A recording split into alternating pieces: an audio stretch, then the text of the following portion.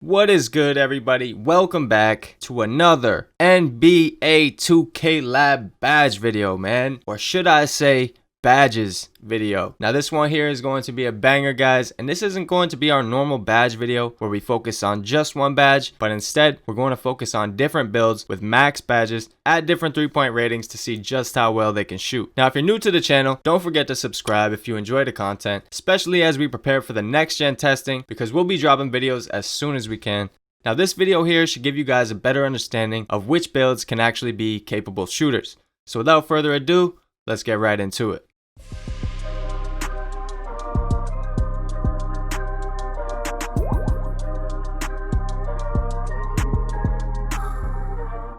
Before we get started, there's a few things that you guys should know about these tests. So obviously we equipped multiple badges and gave each build the optimal badge setup for shooting. And the badges with the biggest shooting boost to well-timed shots would be catch and shoot, corner specialist, and hot zone hunter.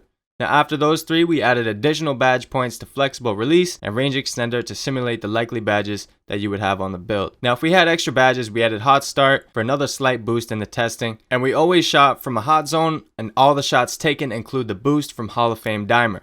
Now as we drop the shooting quality throughout the video, we'll drop the extra badges and focus on just catch and shoot, hot zone hunter, and corner specialist. One thing that we didn't simulate with these tests is shooting boost, which historically have added a 5% boost to your shooting percentage. So all of these percentages we're giving you can also be slightly increased by buying boosts. So to start, we'll get an easy one right out the way, and anyone with a pure green pie chart can hit 100% of their shots with the right badges and good timing. No more really needs to be said, but I'm sure that's not why you're watching this video.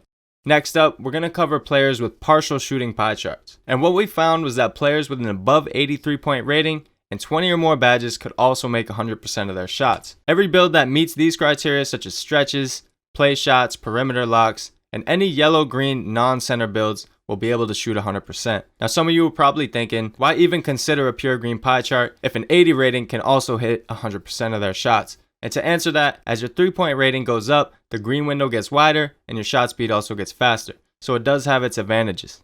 So next we started to drop the shooting quality of the builds we're looking at. We started with a pure playmaker with 16 shooting badges and a 75 3-point rating. This was the first build from our list that could not shoot 100% from 3, but is still maxed out at 91%, which is obviously still pretty good. Now other builds that can match the number of badges and the 3-point attribute should expect a similar level of shooting success.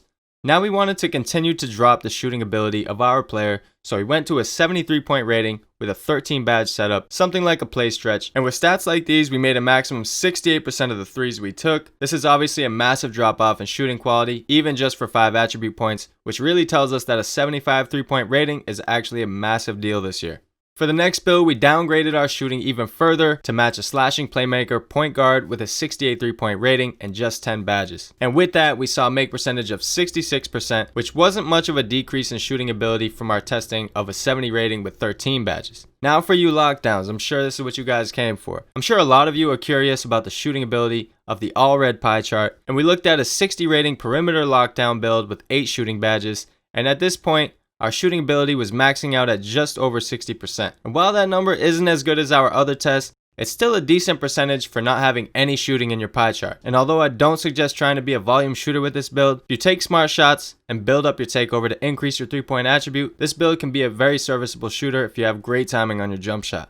Now I hope you guys found this video informative and helpful. I know a lot of people in the comments have been asking to test lower ratings on the badges, and honestly, it's been hard to test lower ratings with just a single badge equipped to get the right data. So that's why we did this video for you guys. I hope you enjoyed it. Be sure to leave a like, turn notifications on so you don't miss out on any of this goodness you can't find anywhere else. Much love, guys. It's Spillboy, and I'll catch you in the next video.